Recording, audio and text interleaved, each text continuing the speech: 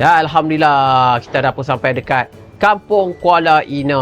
Dan inilah dia pengusaha kuih bakar Kampung Kuala Ina, Puan Mastura.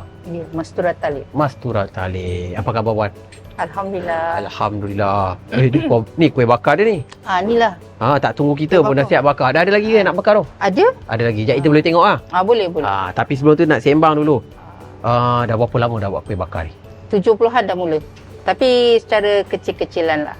70-an. Kalau 70-an, ni dah 2025, hampir 50 tahun. Tu masa tu kecil-kecil, buat secara sikit-sikit lah.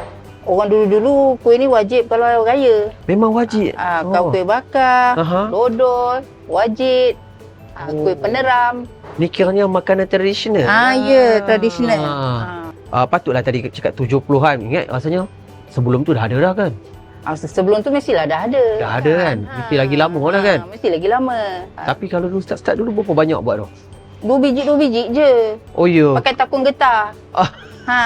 Asalnya. Kiranya pembakaran dia ni tak samalah macam kuih bakar yang lain. Dia pakai kayu api kan? Cuma bekas nak bakar. Bekas dia tu lain. Itulah dia. Saya tak tahu sebenarnya kuih bakar ni. Sebab saya ingat asal-asal dulu bakar guna oven yang gas tu ke?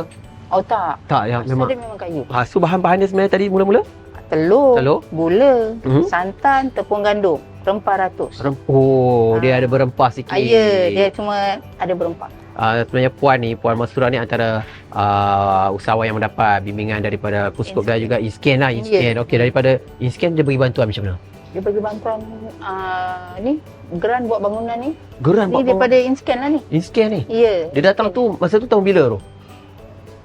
Rasa 2 tahun sudah. 2 tahun ke 3 tahun sudah. Cepat. Mana bangunan ni baru lagi. Baru dulu lagi kalau lah. datang open je. Daripada jalan tu dah nampak orang bakar kuih. Sekarang dah ada bangunan sendiri. Kan dia dah bangun. Weh, hebat betul. Saya daripada bangunan tu dia tolong bagi apa lagi saya?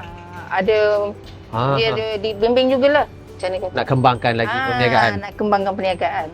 Itu dia. Kejap lagi kita nak masuk tengok kat dalam tu macam mana dia punya bakar tu. Lepas tu kita nak ambil, nak rasa sikit lah. Boleh.